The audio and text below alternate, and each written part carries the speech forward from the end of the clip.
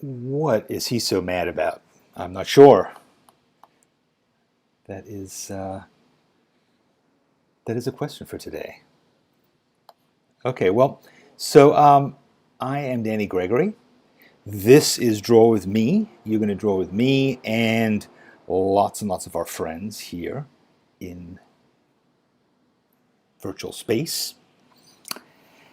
As you can see, I am back in New York City, where I have lived more or less continuously since I was 12. But for the last 6 months, I and my wife JJ have been in Phoenix, Arizona. And we just came back a few days ago. Now normally, as you know, if you're a regular viewer, participant in Draw With Me, we are interrupted by lawn care, leaf blowers, lawn mowers, and obnoxious birds of various kinds. But now we're back in New York City. And instead we're going to be interrupted by, I don't know, fire engines and trucks backing up and obnoxious birds possibly too. But it's good to be back here in New York. It's strange. It's unusual. It was six months and I think 4 or 5 days that we were on this extended, inadvertent kind of vacation. Yeah, this is like a great vacation that the entire world is on together. But I am happy to be here. It's a strange experience to be back in New York. I think initially I was very excited to be here and to see the familiar stuff. Just the energy of New York is amazing, and it's kind of changed. I mean, because New York is not what it was. I mean, I'm sure it will be eventually again, but it is, I'm sure, like your hometown, is transmogrified, transformed by the events of the pandemic. So, there are businesses that were here for years that are gone. There are restaurants that are now serving just on the sidewalk, like on every block. Most people wear masks most of the time, but it's still... what was always so great about New York, which is having all these people, is now kind of stress-inducing, slightly threatening, slightly taking some getting used to. So that's one thing. Another thing is I'm back to my home in New York, but we are packing up because we are actually going to be moving back to Arizona with all of our stuff. So our stuff is kind of in disarray. Our apartment is kind of half empty. My bookshelves are somewhat depleted, but will soon be empty too. And for the next few weeks, we will be packing up and moving out. So JJ had some ear problem that is sort of under control, and it was certainly under control enough for us to fly. So, all right, for those of you who don't know me, don't care about my travel plans, let me tell you what we're going to do today, and let's do it. So, one of the things that I like very much is this teacup. It's really big. I actually have several different ones, but I love this teacup. And I love to draw this teacup. It is a really interesting and challenging drawing. Not terribly challenging. It's a teacup. It's not, 6 naked people sword fighting. It's a teacup. But it's a fun, challenging thing to do. So this is what I'm thinking of drawing today. You're welcome to draw whatever you'd like, but I'm going to make my teacup available to you if you'd like to try drawing it too. And we're going to talk about what it is to draw something that's both simple and complex, how to approach it. I'm going to draw with probably primarily this, which is an 03 Uni pen, which is a waterproof pen, which I like. I might introduce an 01. I probably might bring in some watercolors later on. I use some colored pencils. So if you want to have some other stuff around too, you can do that. And I'm going to draw in this, which is my teacup drawing sketchbook. I have a teacup drawing sketchbook. I have a shoe drawing sketchbook. I have airplane drawing sketchbook. I have a dog drawing. I don't have. I have just had this one thing for teacups because, and I'll show you in a second. I like to draw. I like this thing. It happens to be a nice size, and so I started sort of using it to draw teacups in, and it became my teacup sketchbook. It is. I haven't drawn in it. I haven't drawn my teacup in 6 months. So for a long time, I had a practice of every morning when I would get up, I would put the kettle on to make a cup of tea, and I would draw my teacup. And I would just do that every morning at 6 or 7, whenever it was I got up. And I would just draw the same thing over and over again. And I want to talk a bit about that, about, why would a grown man resort to drawing the same mundane thing day after day? We'll talk a bit about why that's a good thing too. But in the meantime, let us prepare to draw. And I'm going to switch to this other perspective here, which is my desk. You can see my teacup is over here, but I've also got this little image of a teacup that I wanted to just put here for you to see as well. So you can see clearly and consistently this teacup so that it won't, you can just draw from. I'm going to turn it off for a second though, because I want to just show you this thing. You may have seen it before. It is, it's a really nice square sketchbook that was made by my friend Roz Stendhal. And I started this in 2016, and I did it quite regularly and religiously. And then I stopped, but I drew this guy over and over. Well, I could just keep saying the word over many times because I have drawn him or her or it, mon chéri amour, over and over again. So, yeah, sometimes with a tea bag. Slightly different approaches, tea bag again. Sometimes more shadows, sometimes it's shaped differently, and on. So yes. And each one is sort of indicative of how I was feeling that morning. Sometimes the teacup is a little small. Sometimes it's got his back towards us. Sometimes I make a mistake. And it's true, JJ, I do Love tea. In fact, my son, Jack T. Gregory, was named after tea because I love tea. So there's tea, tea.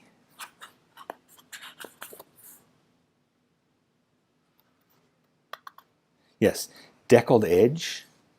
Really nice thick paper. I don't know if you can see it. It's like this is really nice. I mean, I sometimes feel bad that I just did pen drawings on it, so that's why I'm going to do a watercolor. I've never done a watercolor in here before, but I've got a blank page ready to go. I'm going to take another little sketchbook and put it underneath so that it's kind of flat. And let's get going, guys.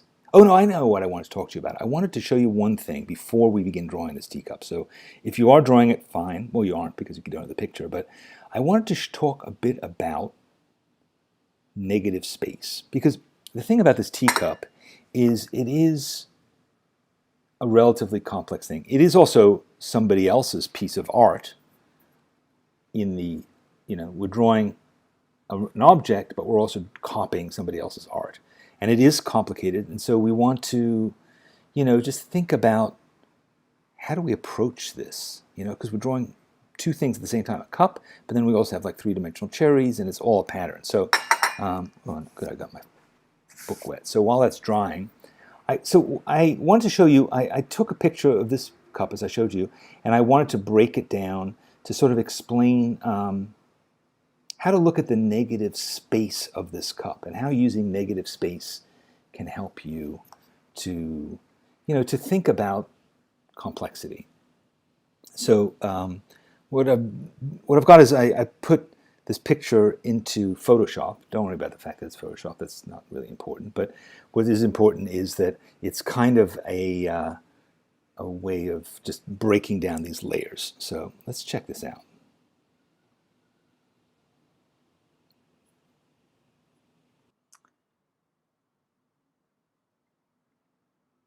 All right, so here's our cup. And as you can see, this white counter that it's sitting on is a shape. It is a piece of negative space. In fact, to make it clearer, let me just show you. If we make it super white, you can see it is a single shape all the way around, and then there's a little tiny shape inside the interior of the handle. Let me show you. Let's make that black so you can see it even more clearly. There it is, a black shape. Now, let's get rid of the cup and just look at that shape by itself. So you can see it is, the white is a shape, the black is a shape. But let's just look at this white and see there's some interesting things about it, right? That when you look at the cup, you see the cup going all the way down almost to the bottom third of the image. The bottom of the cup is about a third of the way down the image. But when you actually look at where the saucer is hitting the side of the cup, it's actually really high up. And so you get a completely different shape than you might first have perceived. Also, you can see that the handle, which looks like a relatively large and somewhat complicated shape, the negative part of it is just basically a circle with a flattened side. So that is simplifying the edges and the outside shape and the proportions as well, because you can see that the width of the saucer and the height of the cup and the saucer are about the same. So that helps you to, again, gauge how big this is. You can also look at what the shape of the bottom is, how it's an oval, a football shape, and not a circle. So all those kinds of things help you to get your bearings and help you to eliminate the perception that you have about what you think a cup looks like, or what you think a circular saucer actually looks like. Now let's look at the negative space contained within this saucer, right? So the saucer that has these flowers, obviously, and cherries and leaves, but there's also a white shape, and it's actually a fairly large shape that occupies most of this image. So if we were just to look at just that, it would look like this. I've blackened the white so you can see it clearly, but that's one single shape right there. It looks like this. That's one continuous shape that is defining all of that white. We're not worrying about shading or anything like that, but just looking at that white, you can see that it becomes one shape. And then there are, in addition, there are some other small white shapes that sit like between the stems of the cherries and so forth, and that's kind of like that. So again, if we take that away, we see that there's one continuous shape, and that's really helping you to see the whole cup. Right? You're really getting a good sense of it. So without getting too involved or too overwhelmed by all these cherries and leaves and all that stuff, you could just focus on drawing the outline of the entire thing. And there's one more shape that we want to look at, which is the circle at the top. Again, another football shape, the oval of the top of the cup. Again, it's not a circle, it's an oval. And then we compare that with the bottom. Get rid of the cup here. And you can see that that circle of the oval of the top of the cup and the oval of the saucer are pretty similar. Again, a reminder that the bottom of this rounded object is not flat, it's rounded. And then when we put all these pieces together, there we have a pretty clear definition of this cup. And if you think about it, if you had this shape, if I handed this to you already drawn, it would be relatively easy for you to go in and fill in those cherries, fill in the flowers, fill in the leaves. You'd have a lot of guidance already figured out for you. So that's one of the advantages of negative space. If you're really confused as to where things lay, you can just simply look at the negative space. In this case, just look at the white of this shape, and you will see the cup emerge magically. That's the positive aspect of negativity, or negative space. It's also known as trapped space because these little shapes are trapped within other shapes. Yeah, trapped space. So don't let that overwhelm you. Forget it if you want to. But I think I just brought it up because I think it is sometimes helpful to have just this as a guide. Like when you get stuck and you're like, I don't know how to deal with the shape of the handle. I don't know how to deal with the curve of the cup and the pattern, how the pattern is bending. Don't worry about that. Just look at the negative space. Stop thinking about what it is. It's a curved space with cherries painted on it. No, it's shapes. It's all shapes. That's what everything is. We live in a universe of shapes. So if you can break them down, you can simplify them, and a really complicated thing just becomes a series of shapes. Draw one shape, draw the shape next to it, the shape above it, the shape below it. Eventually, you will magically expand. So there's that. All right. So let's go back to the desk, and let's get the cup back here. All right. So there's our cup, and are you all ready to try it out? Get this all sorted. Okay. This situation with this floating teacup next to my sketchbook looks like I could just sort of magically take it and magically move it into my sketchbook and flatten it. Anyway, but I can't. I'm going to have to draw it, and I will. I look forward to it. All right, here we go. So,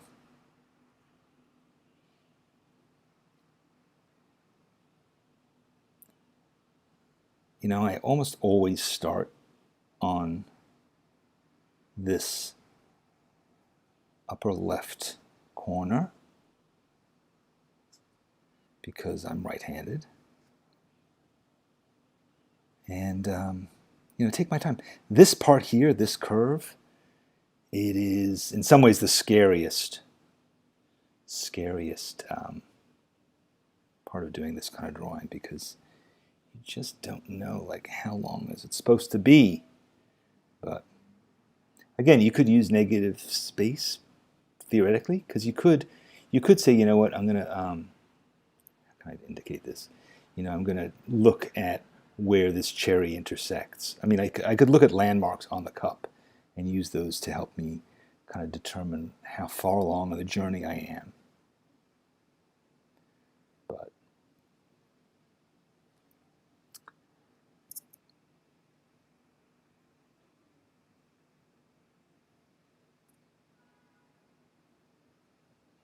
This is the other, even more scary part of this. In fact, I'm going to try and draw it in two pieces.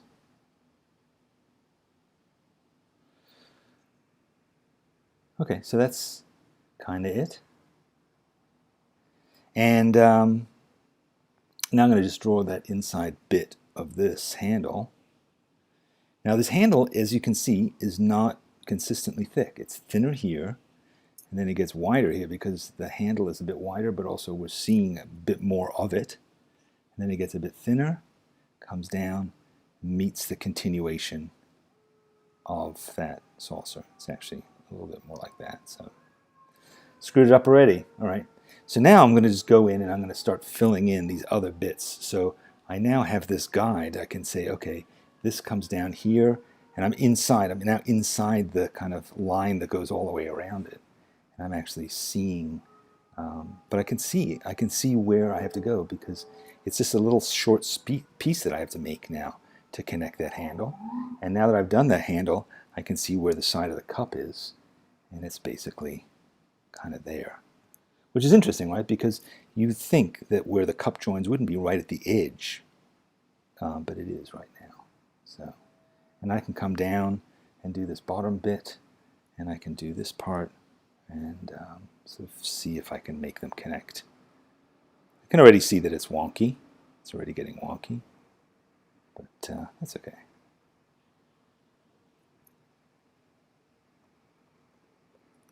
Yeah, this is more curved than I've made it, but yeah. So my teacup is, it's already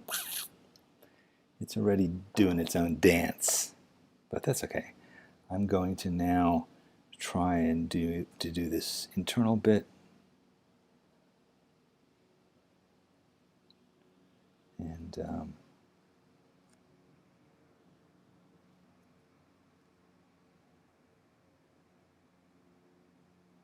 okay.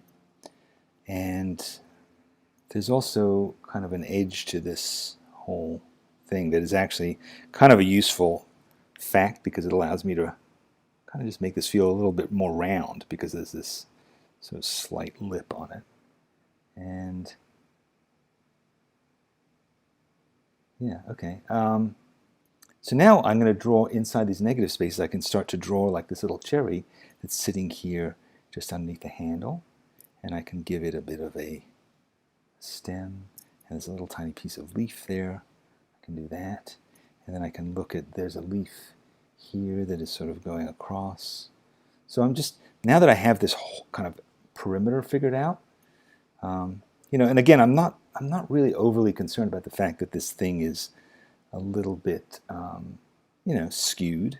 It's okay, because it's all going to be equally skewed. So it'll just look like I meant to do it, even though I didn't.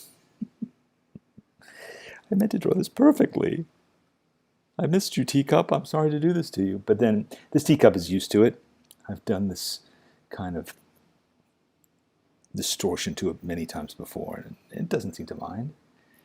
It still does its job of providing me with libation periodically. Well, by periodically I mean every day. Sort of on a bit of a coffee jag for a while, but now definitely tea is my thing. So, and I'm going to draw this other leaf. And there's just like the hint of a cherry back here. So you see, it's what seemed like a really impossibly complicated thing. By breaking it down into these little sections, it somehow becomes conceivable. This is the sort of middle bit of that flower, kind of purplish flower there. And then there's this one leaf up there. There's another flower back here. And then there's a little bud over here. But again, I've drawn this in many different ways. Like I've drawn it by drawing just the pattern first, and then drawing the outline of the cup, just to mess with my head. And I've also drawn it like just scanning from one side to the other.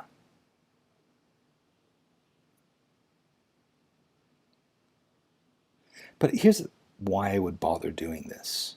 Like, why bother drawing the same thing? I mean, who even wants one drawing of this teacup, let alone an entire book of them? Well, I'll tell you what was on my mind. A few things. The simplest thing was I was waking up, still groggy, having a few minutes to kill while I sat there waiting for the kettle to boil, and then waiting for my tea to steep, and then waiting for it to cool down to be potable.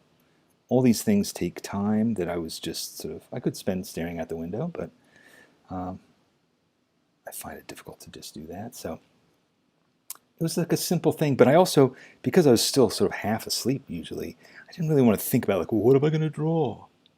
So this is just sort of a simple thing. There's my book. I would always keep this book sitting by the kettle, so I always knew where it was. It would remind me, hey, time to draw, dude. And also, it was, my subject was right there. I didn't have to think about it. I would just say, okay, I'm just going to draw. It's kind of like reflexive in the way that you are first thing in the morning. Making a cup of tea is reflexive, and so is brushing your teeth or whatever. It's like it's all kind of hardwired into you. And the idea of having drawing being hardwired into me is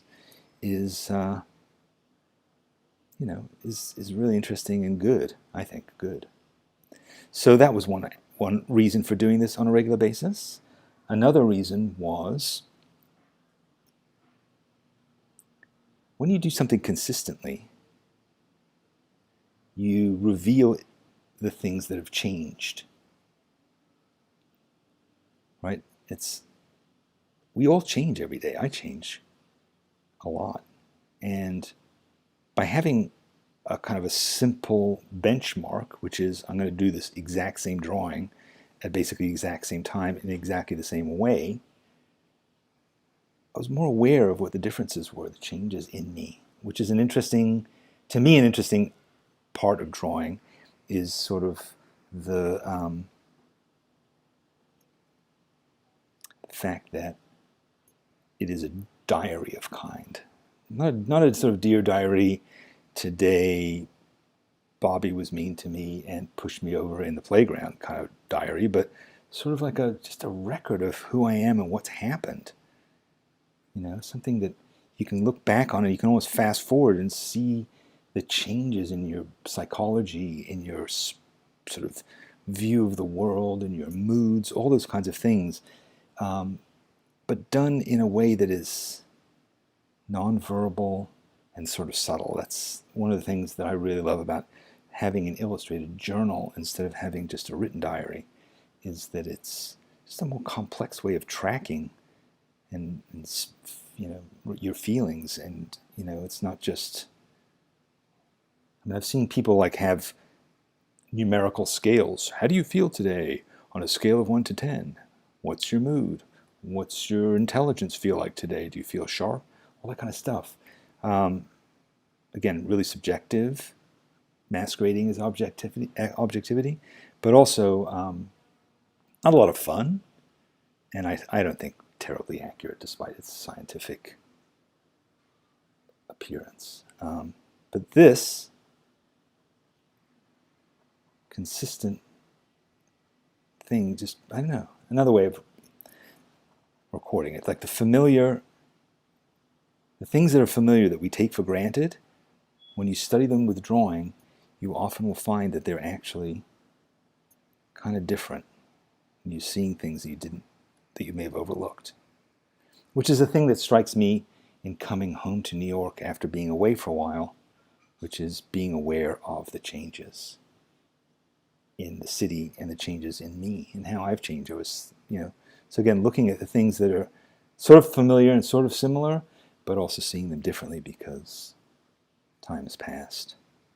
I don't think you need the novelty of like constantly drawing new things. This teacup is really enough to keep me busy and occupied for a long time. See, I also just realized that I really thought that this space here I had made it too narrow. But now I realize that actually I made it too wide. So it's good. So this is my teacup is like relatively good, relatively correct. Normally, as you can see in the past, I would start cross hatching. Should I do that, or should I bring in some watercolors? No, I think I need to be consistent. I need to be consistent. So I'm going to continue with this pen, and I'm just gonna hatch.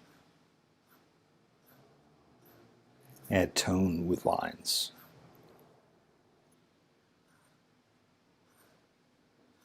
It's the way I've always done it. You know, I don't want to have this book that suddenly has some stupid watercolor in it. What's that watercolor doing in there?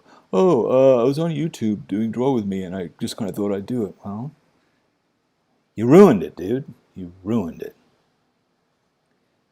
by being inconsistent. Although, of course, foolish consistency is the hobgoblin of small minds. Not sure who said that. Hobgoblin, which is a fantastic word, of small minds. Foolish consistency. That's not to say that consistency is wrong, but being foolish about it is. So, you know, again, the idea behind this is not to be, you know, really super rigid, like I must do this in a certain way. It's really more to just say, you know what, how do we keep things similar so we can go deeper? You know, you don't have to go far, you can go deep instead. And that's really rewarding sometimes. So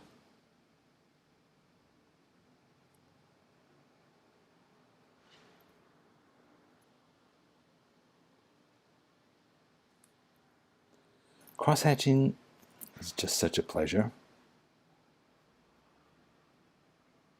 It's meditative, it's calming, rhythmic, mindless in some ways, mindful in other ways.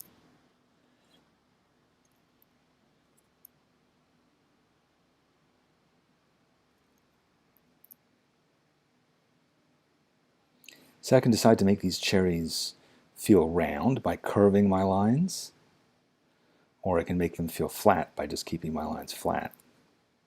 And I can try and get a different texture out of the leaves, because to indicate that they're a different color. I mean, I might decide, you know what, some of these leaves, from a tonal point of view, pure black and white point of view, are actually much darker than the cherries, and some are lighter. So do I want to maybe indicate that by having deeper, heavier lines closer together? Or do I want to just be kind of all the same value? I think in general, drawings are more interesting when the values change. Unlike politicians, drawings are enhanced by shifting values.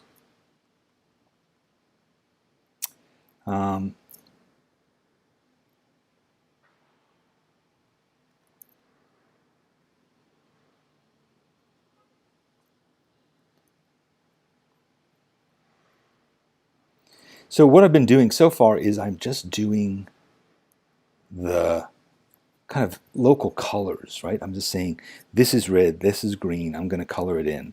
But I'm not really looking much, besides this part, I'm not really looking at the effect of light on this teacup. Like, where is it darker? Where is it lighter? Now, these individual cherries have a little bit of shading on them, right? If you look at them, a little bit of shading. There's darker parts, there's lighter parts, there's a bit of variation. Great. But also, the teacup itself is a three-dimensional object, and so light is hitting it and making things change.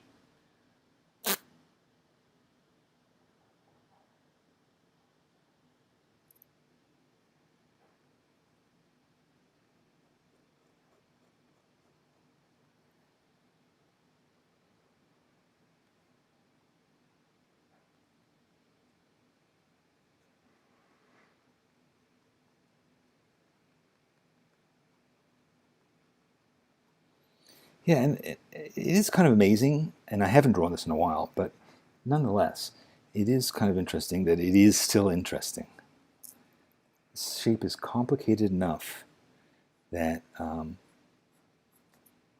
it is still interesting and full of challenges. I don't feel like, okay, I know exactly how to do that. And here's another thing I could do is I could decide that I'm going to use stippling to indicate shading, like to indicate the effect of light. So rather than so lines could represent the patterns, and I could say, you know what, I'm going to add light and dark to this object by doing stippling. Stippling is just little dots. You want to try and make your stipples, though, in rows or consistent. You don't want to just sort of put pimples all over your thing, because then it will look like mistakes rather than indicating tone. But if you are kind of consistent about it and you put them sometimes closer together to indicate darker areas and sometimes further apart to indicate lighter areas, then it will work effectively. You can also hug the curves of the handle, and that will give you a sense of it being rounded. So they can go up and down, but they could also go around and curve. I'm doing this a bit faster than I should, so it's not quite as smooth as it should be, but what could be more boring than using the power of the internet to watch a man make little tiny dots on a piece of paper? This is the age we live in. This is what passes for entertainment in these dark days. Next week we will watch watercolor dry.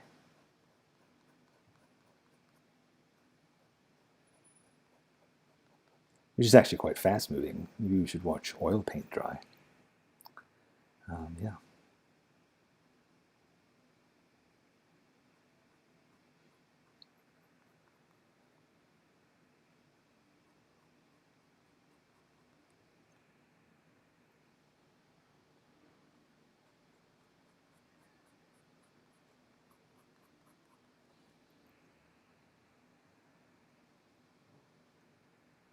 Oh my gosh, I've completely forgot to draw this. No wonder this looks kind of empty. I didn't draw any of these leaves. What was I doing? Where was I?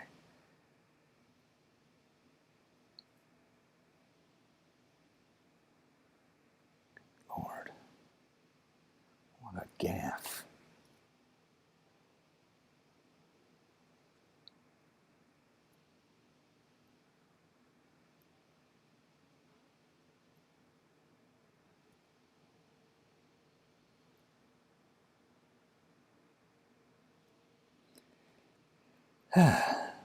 This is nice to do, and I do feel like it's kind of erasing the last 6 months in some ways, to just sit and re-experience this habit.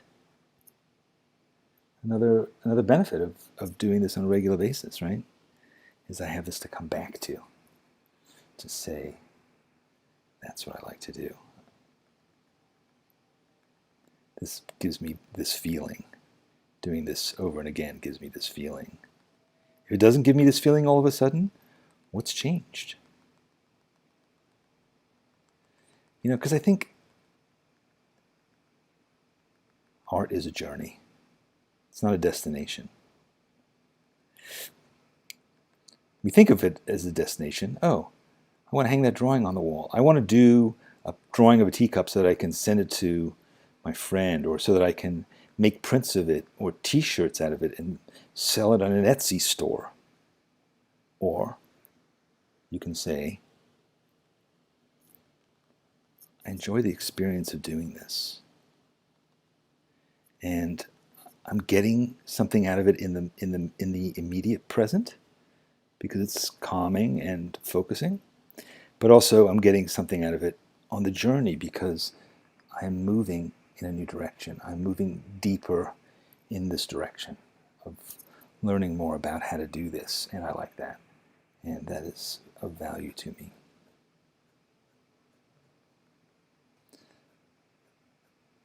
We were talking last night, in fact, to somebody who was saying that they had never really done a portrait before, but then they decided to do a portrait of all their grandchildren, to draw a drawing of all their grandchildren to give them as a present. She'd never done a portrait before, and she was miserable doing it. She hated doing it. They were pretty happy with the result, I think, but she found it nerve-wracking. And I said to her, man, that's like saying, you know what, I've never boiled water before, but I'm going to cook Thanksgiving dinner for everybody this year. It's like, that's a crazy thing to take on. Why did you put so much pressure on yourself? And she said, I didn't really know what I was doing. I didn't really realize what it was about. And people knew that I was drawing, so they were like, hey, you're drawing? Could you do a portrait of the entire family, maybe in oil on black velvet that maybe is like 6 feet tall and uses mainly blue, so it'll go with that new couch of ours? Could you? Yeah, we'd need it next week. Yeah, that'll suck the fun out of it.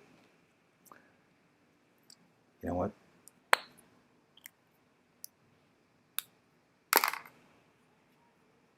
I'm done.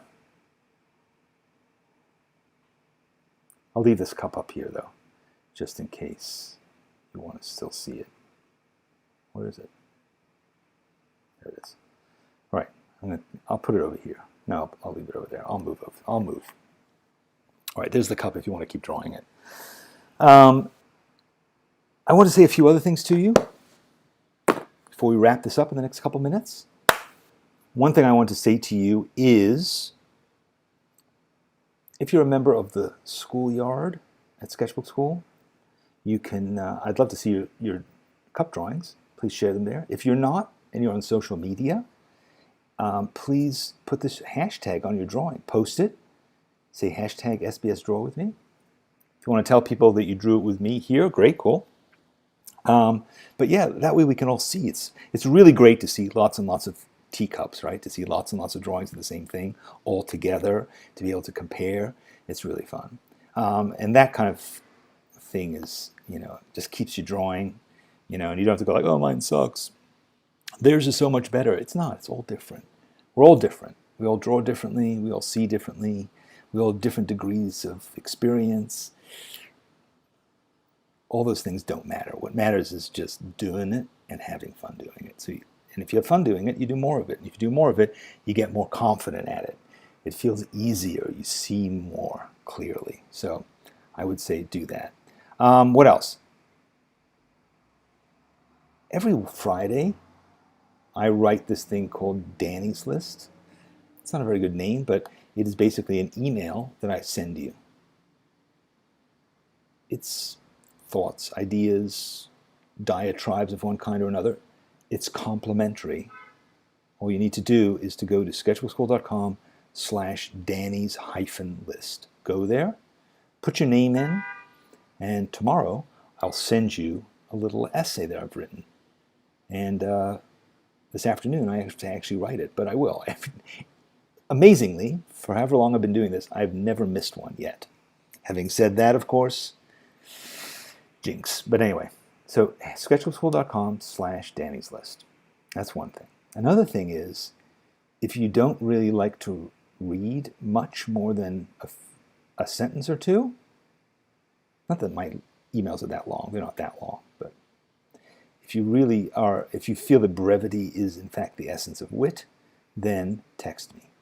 Text me at this number, 919-298-8117, and I'll text you back. Every day, not every day. I don't want to promise anything, but on a regular basis, I show you what I've been drawing. I show you what I've found that I think is interesting. I share little links to stuff, recommendations, and if you want to say something to me, I'll see what you say and I'll write back. So you can text me at this number. It works. It's really me. You can actually do it. Barack Obama does it. I just found out yesterday. So if he can do it, yes, I can. I can do it too. So, I don't know what his number is. I haven't texted him yet, but maybe I should. To say, Barry, maybe you want to text me back too. If you're not busy. I'm sure he's not busy these days.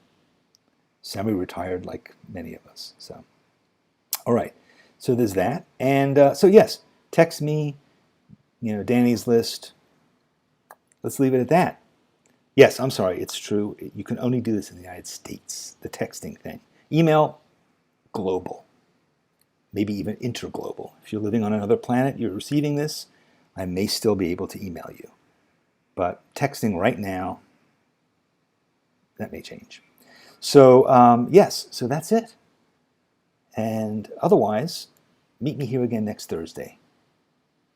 If you text me and you sign up for my texting list, I'll send you a reminder. If you subscribe to our YouTube channel, YouTube will send you a reminder. Less trouble, less work for me, either way. What else? We have a great workshop coming up not this weekend, but the following weekend. It's called Cooking Up Ideas with Sally Swindell. Do you ever have a thing where you're like, can't think of anything, or, oh, I feel like I'm just doing the same thing over again? What Sally will do is in a couple hours show you some really amazing techniques to create visual ideas, and she will help you create, I think, at least 100 ideas in a couple hours. You can find that also at sketchbookschool.com. You can sign up for our thing there. All right, that's enough. Yes, Morgan is texting here or putting some stuff up that gives you more information about that. But I am looking forward to seeing you in either some other form or this form. I'm looking forward to seeing your drawing or not seeing your drawing. I'm looking forward to seeing you next week. That would be really nice. Okay? Thanks for joining me and my teacup. I'm going to go back to finishing my hatching and make myself a new cuppa. See you later. Bye-bye.